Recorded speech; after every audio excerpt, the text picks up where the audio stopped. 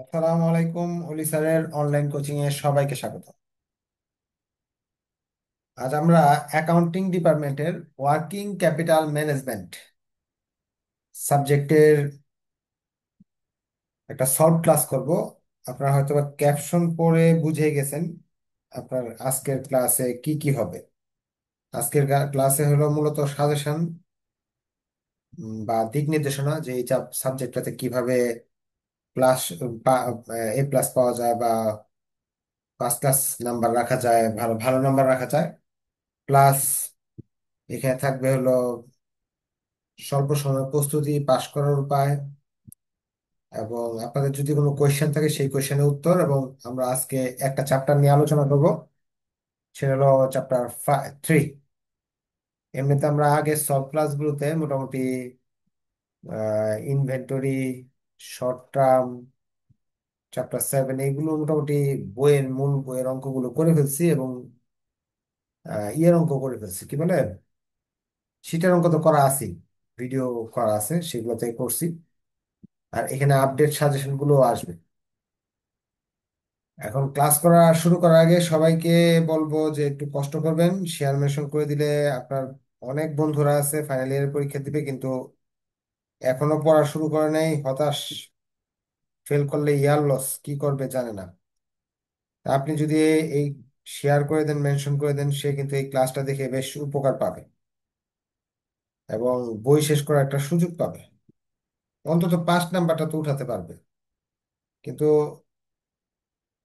যদি না পড়ে, তাহলে তো চেষ্টা যদি না করে তাহলে তো ফেল, ফেল করলে ইয়ার লস। আর ফ্রি ভিডিও কোর্সও আছে, যাদের টাকা পয়সার সমস্যা তারা কিন্তু ফ্রি ভিডিও কোর্স করেও এই পর্যন্ত লক্ষাধিক স্টুডেন্ট ভালো রেজাল্ট করছে, পাশ করছে। হ্যাঁ,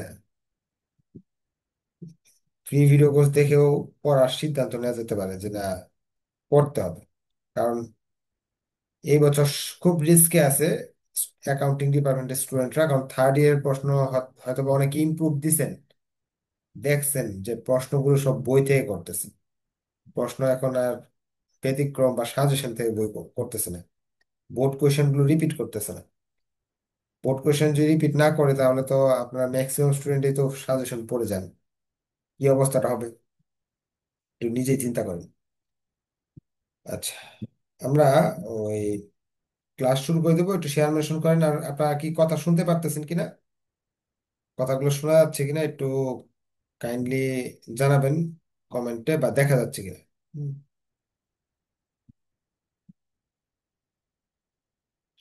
আচ্ছা, এখন আমরা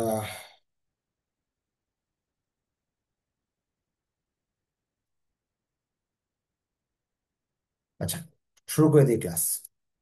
আমরা ক্লাস করবো হলো ওয়ার্কিং ক্যাপিটাল ম্যানেজমেন্ট। এই সাবজেক্টটার একটা সুবিধা আছে, একটা অসুবিধা আছে।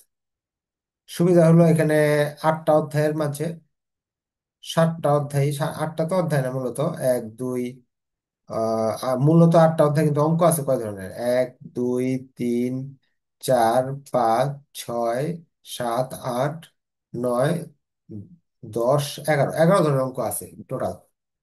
11 ধরনের অঙ্ক আছে। 11 ধরনের অঙ্কের মাঝে 10 ধরনের অঙ্কটা শুধু চ্যাপ্টার 5 বাদ, 4 বাদে, চ্যাপ্টার 3 বাদে বাকি 10টা অধ্যায়ের বেসিক গুলো মোটামুটি আপনাদের শেখা আছে। যেমন ধরেন প্রথম chapter working capital management, financial ম্যানেজমেন্টে পড়ে আসছেন। দ্বিতীয় চ্যাপ্টারে আপনার ক্যাশ ফ্লো, ইন্টারমিডিয়েট অ্যাকাউন্ট পড়া আছে, ক্যাশ বাজেট ম্যানেজমেন্ট অ্যাকাউন্টিং এ, cash management, financial management, inventory, cost accounting এ, শর্ট টার্ম প্রিন্সিপালস অফ ফিনান্সে। হ্যাঁ, তারপরে এখানে ম্যানেজমেন্ট অ্যাকাউন্টিং, ফার্স্ট ইয়ারের প্রিন্সিপাল অ্যাকাউন্টিং, মানে first year, second year, third ইয়ারের যেসব চ্যাপ্টার গুলো পড়া আছে সেই চ্যাপ্টার গুলোই এখানে আছে। একটু হয়তো বা একটু কঠিন।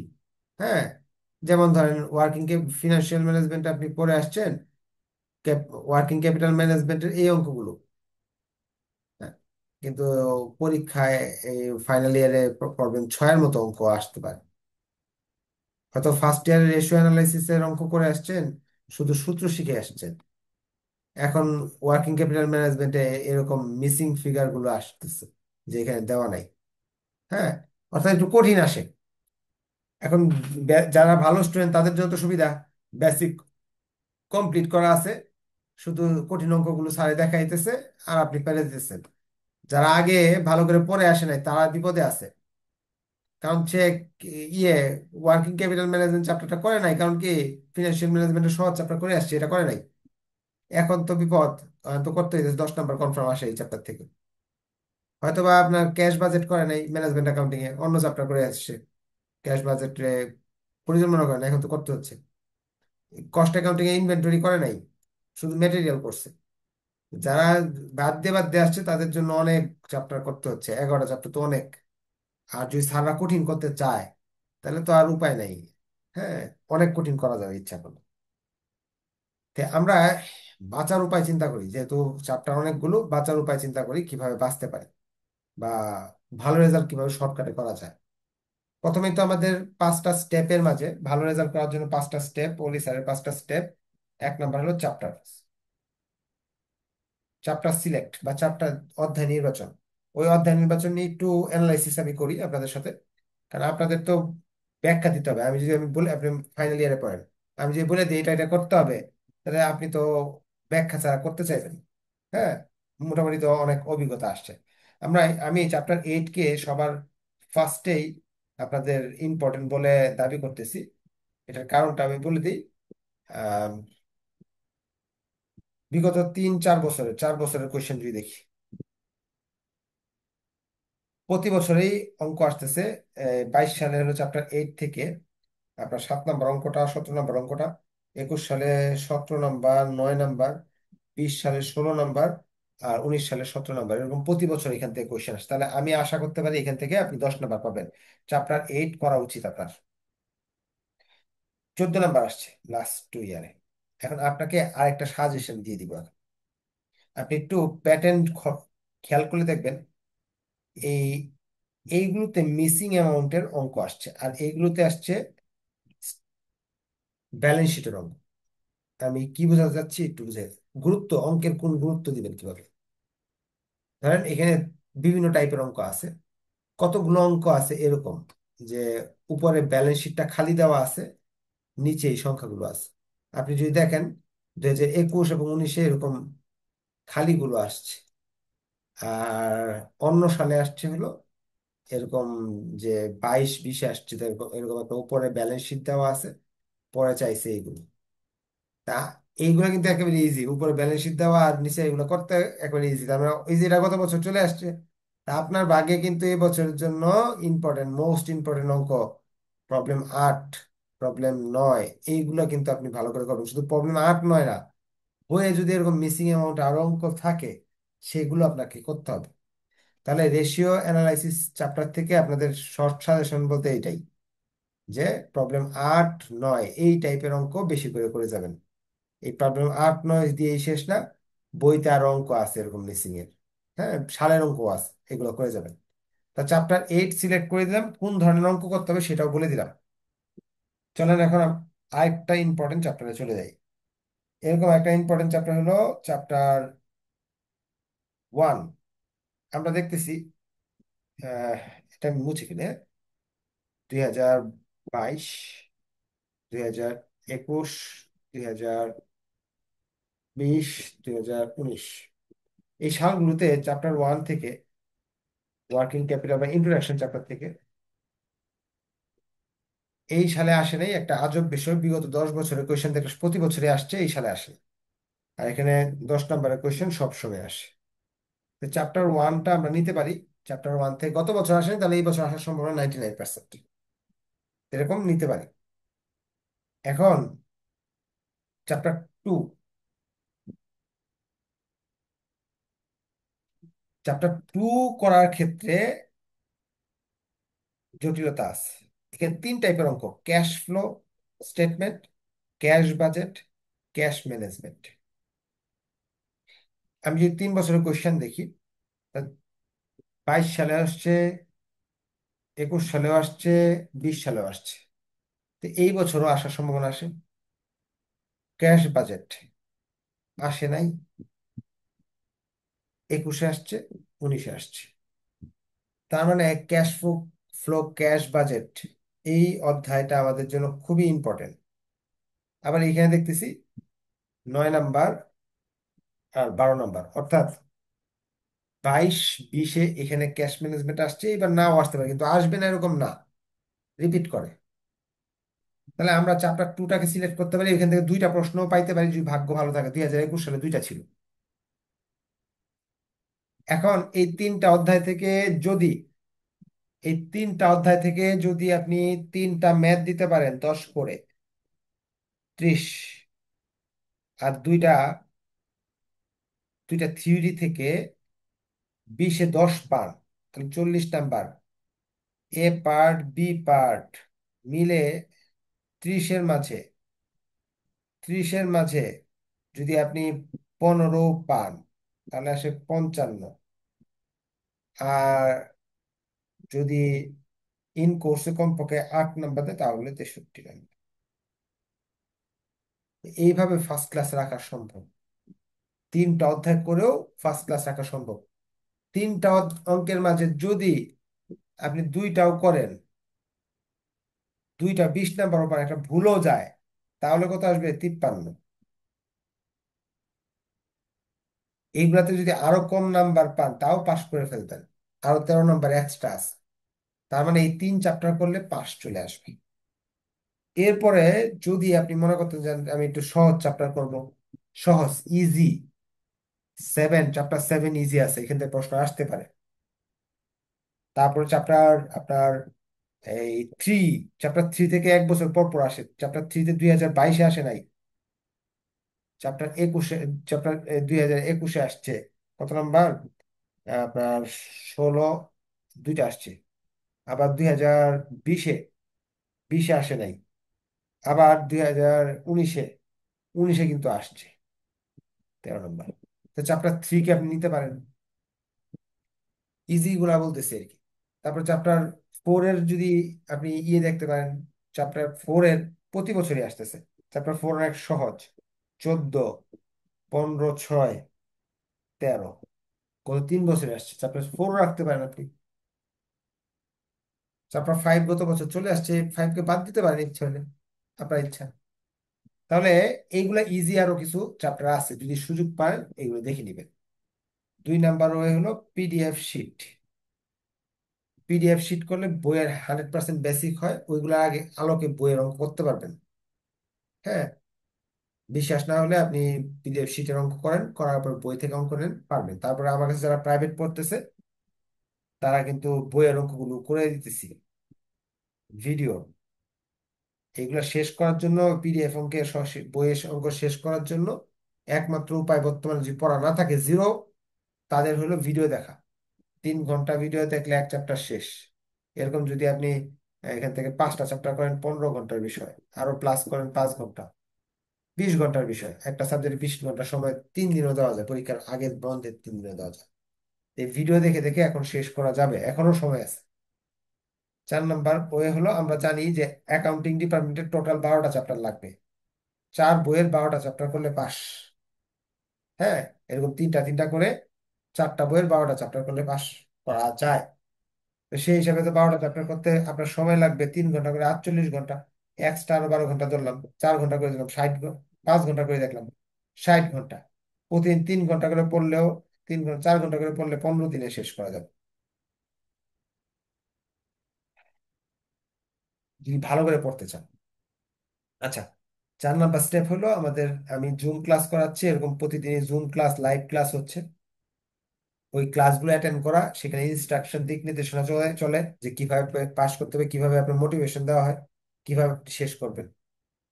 এই ক্লাসগুলো করবেন, চেষ্টা করবেন। জুমে না করতে পারলে লাইভে করবেন, না হলে এটার রেকর্ড থাকে, ওই রেকর্ডটা পরে দেখে নিবেন। যেমন 9:30 ক্লাস করতে পারতেছেন না, 10টা, 11টা, 12টা যখন সুবিধা দেখে নিবেন। Last, group study. মেসেঞ্জার গ্রুপে গ্রুপ স্টাডি, এই গ্রুপ স্টাডির বিকল্প নাই। হ্যাঁ, মেসেঞ্জার গ্রুপে, কারণ কি আপনি যদি গ্রুপ স্টাডি করতে পারেন, হ্যাঁ, মেসেঞ্জার গ্রুপ, যদি আপনি ভালো পারেন, আরেকজনকে হেল্প করলে আপনার পড়াটা চর্চা হয়ে যাবে, এটা আপনি ভুলবেন না সহজে। যেমন আমার অঙ্কগ্রাফ ভুলি না কেন, আপনার করাই বলে আমি ভুলি না। আমি যে আমাকে যদি পরীক্ষা দিতে বলতো আর পড়তে বলতো তাহলে আমি কিন্তু ভুলে যেতাম। গ্রুপ স্টাডিতে যদি একজন একজন হেল্প করে আপনার নিজেরই উপকার। আর গ্রুপ স্টাডি তো রাত দিন 24 ঘন্টা করা যাচ্ছে, রাত 2টার সময় অনেকে অ্যাক্টিভ, 4টার সময় দেখি অ্যাক্টিভ আছে অনেকে, পদের টাইমে অ্যাক্টিভ আছে অনেকে। ওই সময় আপনারা নিজেরা নিজেরা একটু পড়বেন। আর ওইখানে তো আমি আপনাদের দিক নির্দেশনা দিবই। এই 5টা স্টেপ ফলো করে বাংলাদেশের লক্ষাধিক স্টুডেন্ট ভালো রেজাল্ট করছে, আপনারা সুযোগ আছে ভালো করার। হ্যাঁ, তাহলে আমরা আজকে চ্যাপ্টার 3 নিয়ে একটু আলোচনা করব। চ্যাপ্টার 3-তে মূল বিষয়টা আমি একটু বলে দিই। চ্যাপ্টার 3 এর মূল বিষয়টা, বেসিকটা। আমরা যে এইসব অঙ্ক করি, তারা খালি বলে যে সেলস বাড়াও, সেলস বাড়াও। সেলস বাড়াইলে মুনাফা মনে হয় একেবারে ফ্রিতে এসে পড়ে। যে বিক্রয় বাড়াইলে ধরেন আপনি কি কি দেখি আমরা অঙ্ক, সিবিপি, বিভিন্ন অঙ্ক তো আপনারা করে আসছেন, ফাইনাল ইয়ার যেহেতু পড়েন। বলতেছে সেলস, ফ্লেক্সিবল বাজেট করছেন না, সেলস হলো আপনার 1 লাখ, ভিসি 50,000, 50,000 থাকে এফসি, এফসি 20,000, 30,000 টাকা প্রফিট। সেলস এখন 2 লাখ করতেছি, 1 লাখ টাকা ভিসি, সিএম থাকে 1 লাখ, ফিক্সড কস্ট 80,000 টাকায় লাভ হয়ে গেছে একেবারে খুব আগে। আমরা 80,000 টাকায় প্রফিট করে ফেলছি। এটা বললে যেটা বাস্তবে, এটা বাস্তবের সাথে মিল নাই। আরে ভাই, তুমি যে 1 লাখ টাকার মাল বিক্রি করবা, এটা কি ফ্রিতে আনতে পারবা? মূলধন লাগবে না? 1 লাখ টাকা যে মাল ধরেন, আপনার চাইলে কি দোকানে যাবেন, এই যে দোকানে যারা ব্যবসা করছেন তারা জানেন মূলধনের অভাবে কি ধরনের প্রবলেম হয়। এই যে দোকান, এই এতগুলা মাল আপনি ভরছেন, উঠাইছেন এতগুলা মাল, এই পুরা দোকানে খালি টাকার অভাবে আনতে পারতেছে না। মাল আনতে পারলে ব্যবসা অনেক ভালো হতো। উম, পৃথিবীর 99% ব্যবসায়ীরা মূলধনের ঘাটতিতে ইয়ে করে। তা আপনি যে এখানে সেল মন চাইলে বের বের করলেন, সেলস বাড়াইলে ওই যে বাকি যে 1 লাখ টাকা, এটা কে আনবে? মালিকে নিয়ে আসবে। তো মালিকের মূলধনের সুদ দিতে হবে না? ওটা, ওটার একটা সুদ আছে না? তাহলে ওই সুদটাও তো এখানে যোগ করতে হবে। এই 1 লাখ টাকা যে সুদ আছে, ওই সুদটাও কিন্তু আপনাকে সেখানে যোগ করতে হবে। যেমন এখানে এফসির পর থেকে আমরা ইন্টারেস্ট বাদ দিই, ইন্টারেস্টও কি করি, দুই ক্ষেত্রে লিভারেজের অঙ্ক যখন করি, তখন দুই ইন্টারেস্ট কিন্তু যে ইয়েতে আপনারা থিওরি, অ্যাকাউন্টিং থিওরি যে করছেন, ইন্টারেস্ট দেন 10,000, দুই জায়গায় কিন্তু 10,000 বাদ দিতেছি। কিন্তু আমার তো ইন্টারেস্ট বাড়তেও পারে, ঠিক না? তো এই জিনিসটাই এই চ্যাপ্টারে আমরা শিখবো, যে আমি যদি বিক্রয়কে বাড়ায় দিই, বাড়ায় দিলে কিন্তু মূলধনের সুদও দিতে হবে। আমরা লেকচার শিটের প্রবলেম, আমরা রিসিভার চ্যাপ্টার 3 এর লেকচার শিটের প্রবলেম 4টা করার চেষ্টা করব। এই অঙ্কটা বইতে অনেক জটিল করে করা আছে। আমি আপনাদের একটু শর্টকাট টেকনিক আগেও করাই দিছি, এইবারও শর্টকাট টেকনিকে করানোর চেষ্টা করব। কারণ আপনাদের যারা দেখবেন বইয়ে অনেক বড় করছে এই অঙ্কটা, তাই না? অনেক বড় করছে, অনেক কিছু লিখছে। চেষ্টা করবো একটু শর্টকাটে শেষ করে দিতে। আপনারা যারা লাইভে আছেন তারা কি কথা স্পষ্ট শুনতে পারতেছেন কিনা একটু কাইন্ডলি জানাবেন। আর ভিডিওটা কি স্পষ্ট দেখা যাচ্ছে কিনা এটাও একটু জানাবেন। আপনাদের যাদের আর কি পড়া হয় নাই, তারা ইচ্ছা করলে কিন্তু এখনো ভর্তি হয়ে পড়লে মোটামুটি ফার্স্ট ক্লাস বা ভালো রেজাল্ট করতে পারবেন। শেয়ার মেনশন পাচ্ছেন 50% ডিসকাউন্ট। হ্যাঁ,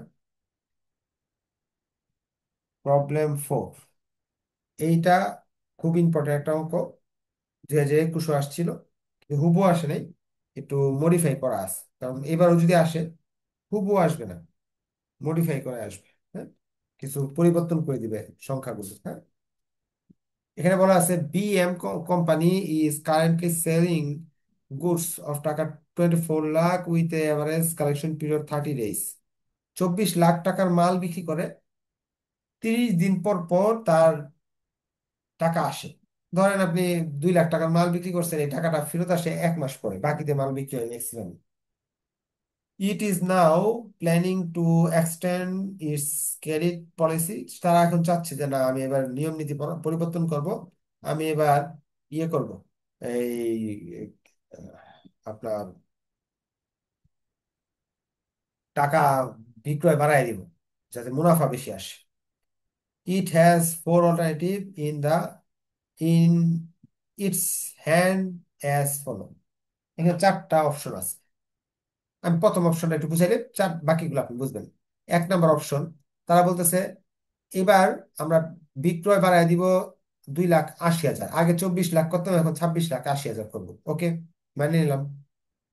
টাকা এখানে 30 দিন পর পর টাকা সংগ্রহ করতাম। আমি এখন দেনাদারে বলবো, ভাই তুমি বেশি করে নাও আমার কাছ থেকে, টাকা একটু দেরি করে দিও, সমস্যা নেই। 60 দিন। এর মাঝে আমাদের ব্যাড ডেপ্ট অনাদায়ী পাওনা 2%। যে এই এই কাজের ফলে আমার দেখা যাবে মানুষ টাকা দিবে না, 2%।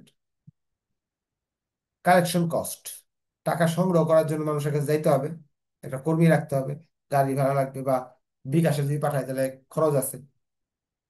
1.5% কালেকশন কস্ট। তারা বলছে দ্য প্রাইস অফ প্রোডাক্ট, এটা। আর 2 নম্বর পলিসিতে এই কথাগুলাই বিভিন্ন বলছে, দিন বাড়াইছে, টাকা বাড়াইছে, বিভিন্ন কিছু বাড়াইছে।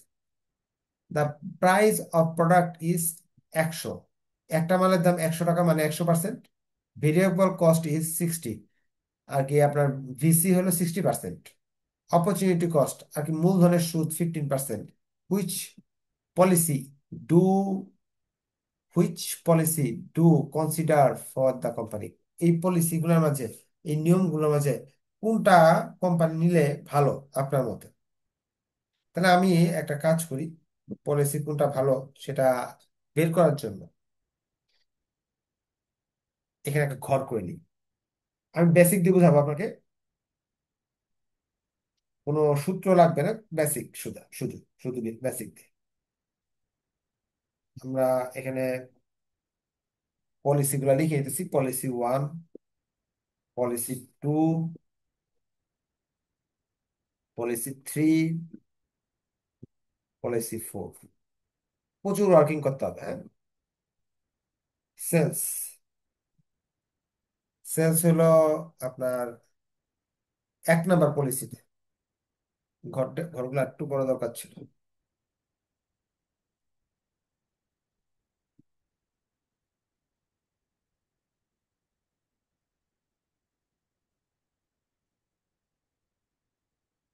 1 নম্বর পলিসিতে আমার সেলস কিন্তু বাড়ছে। কেমনে? এই যে এখানে হলো 24 লাখ, আর 2,80,000 বেড়ে গেছে, 26,80,000। হ্যাঁ, 2 নম্বর, 2 নম্বরে বাড়ছে, 3 নম্বরও বাড়ছে। সেলস কিন্তু এই যে এগুলো বাড়ছে। আমি একটা করি, পরে সবগুলো আপনার পাবেন। এই 24 লাখের সাথে এটা যোগ করলে আপনার সেলসের পরিমাণ কতটুকু হয়েছে সেটা আমরা বুঝতে পারবো।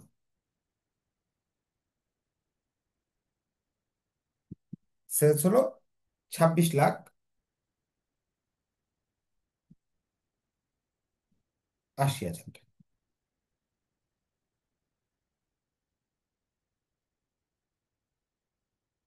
এখন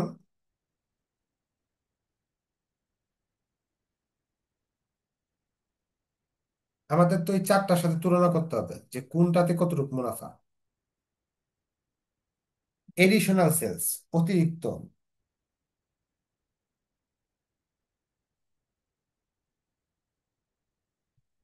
এডিশনাল সেলস কিন্তু 2 লক্ষ। এটা আমি না লিখলেও পারতাম, তারপর লিখছি 2,68,000। মানে 2,80,000, 2,80,000, 2,80,000। এখন এই বিক্রয়ের ফলে মুনাফা আসবে, কতটুকু মুনাফা আসবে? এটাকে সিএম রেশিও দিয়ে মুনাফা বের করা সম্ভব। কিভাবে? সিএম রেশিও হলো এই যে সেলস, সেলস থেকে ভিসি বাদ দিয়ে দিলে তো সিএম বের হয়। সেলস থেকে ভিসি কষ্ট করে দিলে কি ভিসি বাদ, ভিসি এটার 40%, কষ্ট বলে দিছে, 40% বাদ দিয়ে পরে এখানে বেরিয়ে আসবে হলো সিএম। তা আমরা শর্টকাটে করে ফেলতে পারবো কিভাবে? এই যে সিএম রেশিও বের করে নিই, বলছে সিএম রেশিও বের করতে হলে উপরে হয় সিএম, নিচে সেলস ইন্টু 100। সিএম কিভাবে বের করে? সেলস থেকে বিসি বাদ দিতে হয়, নিচে সেলস ইন্টু 100। এখন এই অঙ্কের ক্ষেত্রে সিএম আর বিসি কত দেখি একটু। এই অঙ্কের ক্ষেত্রে একটু দেখেন এখানে, এই অঙ্কের ক্ষেত্রে 60 টাকা হলো বিসি আর 100 টাকা হলো সেলস। তাহলে 100 - 60 ভাগ 100 × 100, যদি 40% হয়ে থাকে, তাহলে আপনি 2,80,000-এর 40% কত আসে একটু ক্যালকুলেশন করে কমেন্টে লিখে দেন যে 2,80,000-এর 40% আপনার কত আসে। তাহলে আসবে হলো 2,80,000-এর 40%, 1,12,000 সিএম কন্ট্রিবিউশন। এটা এডিশনাল সিএম লিখে রাখি, এডিশনাল সিএম আপনার 1,12,000 টাকা আসবে। এটা হলো লাভ। এই লাভ থেকে ফিক্সড কস্ট গুলাকে আমাকে বাদ দিতে হবে, এই এডিশনাল সিএম থেকে আমি ফিক্সড কস্ট গুলো বাদ দিব। আমার অঙ্ক কিন্তু এখান থেকে শুরু, এটা আমার শুধু লিখে রাখছি সেলস এর পরিমাণটা, এটা না লিখলেও চলতো। এখন খরচগুলো কি? আমি যে এখানে ইয়ে করলাম, এই বিক্রি করলাম, বিক্রি করে লাভ করলাম, এখন কি কি খরচ হতে পারে এখানে? 1 নাম্বার হইতে পারে অনাদায়ী দেনা। অনাদায়ী দেনা হইতে পারে, এই যে এখানে লেখা আছে। অনাদায়ী দেনা কিরকম হইতে পারে? বলছে তারা 2% বিক্রয়ের উপর 2% অনাদায়ী দেনা হবে। বিক্রয়ের উপর 2% অনাদায়ী দেনা হবে আপনার। আচ্ছা, এটা আমি এই সেলটা আপাতত মুছে রাখি, তাহলে আপনাদের বুঝতে সুবিধা হবে। 2% অনাদায়ী দেনা হবে, আপনি ইচ্ছা করলে এটা ওয়ার্কিং 1 ছিল আমাদের, ওয়ার্কিং 2 করতে পারেন, ব্যাড ডেপ্টের জন্য একটা ঘর করতে পারেন। ব্যাড ডেপ্ট, ব্যাড ডেপ্ট পলিসি 1 এর জন্য আপনার বিক্রি বাড়তেছে 2,80,000, 2,80,000-এর 2% অনাদায়ী দেনা, তাহলে আসে 56,000। তাহলে আমাদের খরচ আছে একটা ব্যাড ডেপ্ট 5,600, সরি 5,600। আপনি P2 লিখতে পারেন, P3 লিখতে পারেন, P4 লিখতে পারেন। কিভাবে? যদি বাকিগুলোও করতে চান, তাহলে বাকিগুলোর কি করবেন? বাকিগুলোর কতটুকু সেল অতিরিক্ত করা হচ্ছে এটা যে লেখা আছে, 4,20,000, 5,00,000, 6,00,000, 4,20,000, 5,00,000, 6,00,000। এই টাকার উপর কন্ট্রিবিউশন কত পার্সেন্ট বের করলাম? 40%। এই টাকার উপর 40% ধরে ধরে আমাকে অঙ্ক করতে হবে। 40% যদি আমি ধরি, তাহলে এটা আসবে 1,68,000, এটা আসবে আপনার 2,00,000, এটা আসবে হলো 2,40,000। ব্যাড ডেপ্ট, ব্যাড ডেপ্ট কি? বিক্রয় যেগুলো আছে, যেমন এটা আছে 3,00,000, এই যে এই ব্যাড ডেপ্টের পার্সেন্ট দেওয়া আছে 3%, 4%, 5%। এমনি গুণ করবেন, 4,20,000 ইন্টু 3%, 4,20,000 ইন্টু 3%। বুঝতে পারলে ওকে লিখেন, আমাদের তাড়াতাড়ি শেষ করতে হবে। তারপর যদি আপনি এখানে আছে 5,00,000, 5,00,000-এর আপনার কয় পার্সেন্ট বলছে ওই পার্সেন্ট লিখবো। 5,00,000-এর 4%, তারপরে আছে হলো 60,000-এর 5%। তা আসতেছে অনাদায়ী পাওনা 12,600। বুঝতে পারলে ওকে লেখেন। অনাদায়ী পাওনা আমরা বের করলাম, খরচগুলো বের করতেছি, এটা তো আয় আমাদের, এটা ধরেন আয় এ, আর ব্যয়গুলা এই যে এইগুলা আছে 30,000 টাকা। বুঝতে পারলে ওকে লেখেন, নেক্সট অপশনে চলে যাচ্ছি। আর কি খরচ হইতে পারে? এটা তো আয়, খরচ আর কি আছে? তারা বলতেছে এখানে খরচ আছে আরেকটা, সেটা হলো কালেকশন কস্ট। টাকা যে আমি আনবো মানুষের কাছ থেকে, বাসায় বাসায় যায় যায়, এই খরচগুলো হবে আমার, এই পার্সেন্ট গুলো হবে। কালেকশন কস্ট এত। তাহলে এই যে টাকা বাড়তি বিক্রি করবেন, এটার উপরে তো এই যে এটার সাথে এটা গুণ করতে হবে, এটার সাথে এটা গুণ করতে হবে, এটার সাথে এটা গুণ করতে হবে। সো ওয়ার্কিং 3-তে আমরা কালেকশন কস্ট লিখতেছি। ওয়ার্কিং 3, কালেকশন কস্ট শুধু এই পার্সেন্ট গুলো চেঞ্জ করলে টাকা চেঞ্জ হয়ে যাবে। হ্যাঁ, এই টাকাগুলোর সাথে পার্সেন্ট গুলো যত পার্সেন্ট বলে দিছে, যেমন এখানে 1.5% বলছে, এটাতে বলছে বলছে হলো আপনার 2%, এটাতে যে 5 লাখ ছিল 2.5%, যত পার্সেন্ট বলছে এই পার্সেন্ট গুলো করলে যে আনসার আসে সেটা আমরা লিখে ফেলবো। বুঝতে পারলে ওকে লিখেন। কালেকশন কস্ট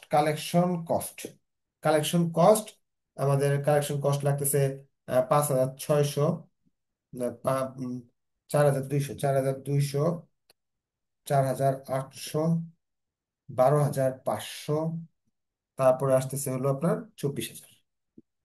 এই দুইটা কি বুঝতে পারছেন? বুঝতে পারলে ওকে লেখেন। কালেকশন কষ্ট বুঝে গেছি, আমরা দুইটা ওয়ার্কিং করছি।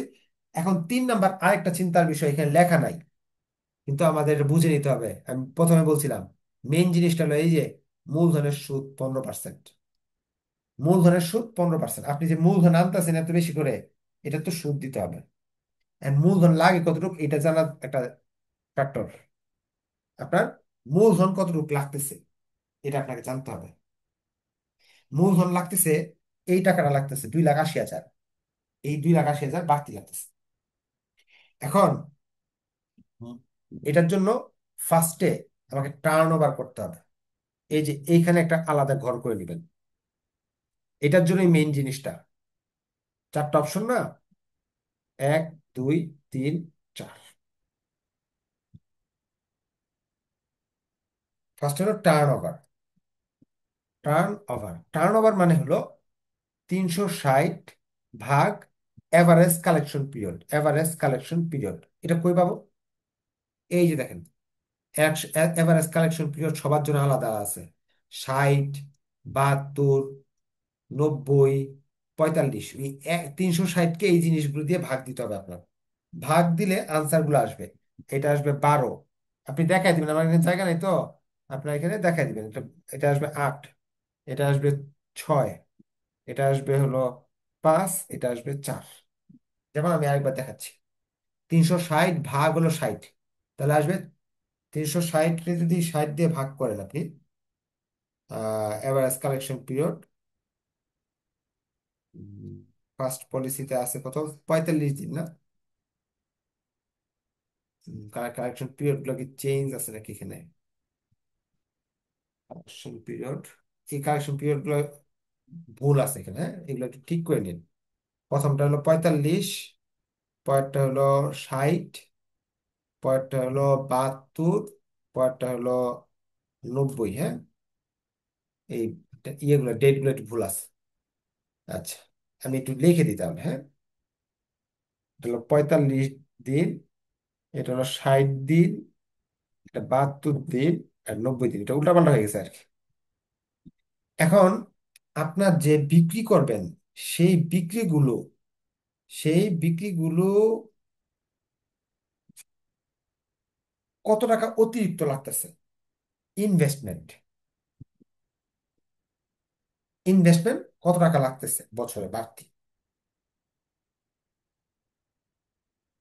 এটা বের করার সূত্রটা হলো এডিশনাল ইনভেস্টমেন্ট সমান সমান উপরে উপরে হলো আপনার এডিশনাল সেলস, নিচে 360 গুণ average collection period. Additional sales হলো 1,20,000, ধরেন এডিশনাল সেলস হলো 12,000, 1,12,000, আর 360 হলো সময়, আর 45 দিন হলো মেয়াদ। হিসাব করলে চলে আসে কত আপনার? 35,000। এইভাবেও বের করতে পারেন, অথবা এইখানে যে এই সংখ্যাগুলো বেরিয়েছে, এই সংখ্যাগুলো যেমন এটারে এই 5 দিয়ে ভাগ করেন, তাহলে অতিরিক্ত বিনিয়োগের পরিমাণ আপনার বেরিয়ে আসবে। 5 লাখকে 5 দিয়ে ভাগ করলে বেরিয়ে আসবে। দুইটা পদ্ধতি, একটা হলো এই সূত্র দিয়ে বের করতে পারেন, অথবা এই সংখ্যাগুলোকে, এই যে অডিশনাল সেল যেগুলো আছে এগুলো, এই যে টার্ন ওভার গুলো যে আসছে, এটা দিয়ে ভাগ করলেও হবে। দুইটা দিয়ে করতে পারেন, আপনার যেটা সুবিধা এটা দিয়ে করেন। এটা আসবে 70,000, এটা আসবে 1 লাখ। এইগুলোর অতিরিক্ত বিনিয়োগ করতে হবে আপনাকে 1,50,000। আপনি এটা ওয়ার্কিং করে করতে পারেন, এইভাবে ওয়ার্কিং করে 4 বার, 1, 2, 3, 4 বার, 4টা পলিসির জন্য অথবা ছক করেও করতে পারেন, আপনার ইচ্ছা। তো অতিরিক্ত বিনিয়োগের পরিমাণ আমি পেয়ে গেলাম। এই বিনিয়োগের উপর সুদ দিতে হবে আপনার। সুদ কি দিতে হবে? কত পার্সেন্ট? 15%। কোথায় লিখে দিয়েছে? প্রশ্নে। প্রশ্নের এই জায়গায় লেখা আছে সুদ দিতে হবে আপনার। কত পার্সেন্ট সুদ দিতে হবে? 15% সুদ দিতে হবে। তো এই যে বিনিয়োগটা আছে, এই বিনিয়োগের উপর 15% সুদ হবে। বিনিয়োগের উপর 15% সুদ, 15% সুদ, 15% সুদ, 15% সুদ, 15% সুদ। সুদের টাকা আমাকে লিখে দিতে হবে। সুদের টাকা আমাকে লিখে দিতে হবে। তো এখানে আসবে এই যে 3 নাম্বার ইন্টারেস্ট। এই ইন্টারেস্টের টাকাটা গুণ করে এই জায়গায় আমি লিখে ফেলতেছি। আপনারা কিন্তু ওই ওয়ার্কিং এর মাঝে এখানে লিখে নেবেন সুদের টাকাটা। আসতেছে 5,250, 10,500, 15,000, 22,500। এখন টোটাল কস্ট, টোটাল কস্ট, মোট খরচ, এই তিনটা জিনিস যোগ করলে, তিনটা জিনিস যোগ করলে মোট খরচ বেরিয়ে আসবে।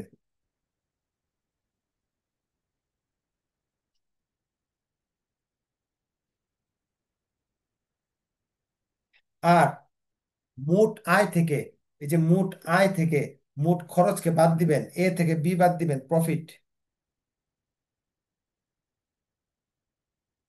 এ থেকে বি বাদ দিয়ে দিবেন, প্রফিট বেরিয়ে আসবে। যেমন এটা থেকে 1,12,000 থেকে এই 15,000 বাদ দিবেন, তাহলে আসবে 96,950, 1,36,500, 1,52,500, 1,63,500। এর মাঝে সবচেয়ে বেশি মুনাফা হয়েছে কোনটা? 4 নাম্বারটা। এইটাই আমাকে সিলেক্ট করতে হবে। আজকে সময়ের অভাবে আমি ডিটেলস আরো ভেঙে ভেঙে বলার সুযোগ পাই নাই।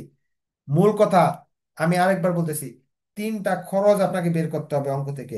তিনটা খরচ বের করতে গেলে এই দুইটা খরচ একেবারে ইজি, কিন্তু এই খরচটার জন্য মূলধনের পরিমাণটা বের করতে হবে, অতিরিক্ত মূলধনের পরিমাণ বের করতে হবে। পরবর্তীতে অতিরিক্ত মূলধনের পরিমাণ বের করার পর সেটা সুদ বের করতে হবে। সোজা কথা, সুদের 5% দেওয়া থাকবে। তাহলে এই ইন্টারেস্ট বের করতে পারলে ওই যে মুনাফা আছে কন্ট্রিবিউশন, ওইখান থেকে এই খরচগুলো, ফিক্সড কস্টগুলো বাদ দিয়ে দিলে আমাদের নেট প্রফিট বেরিয়ে আসবে। আচ্ছা, ভালো লাগলে অবশ্যই ক্লাসটা শেয়ার মেনশন করবেন। নেক্সট ক্লাসে ইনশাআল্লাহ দেখা হবে। ধন্যবাদ সবাইকে। আপনাদের প্রবলেমগুলো নেক্সট ক্লাসে বলবেন। আল্লাহ হাফেজ।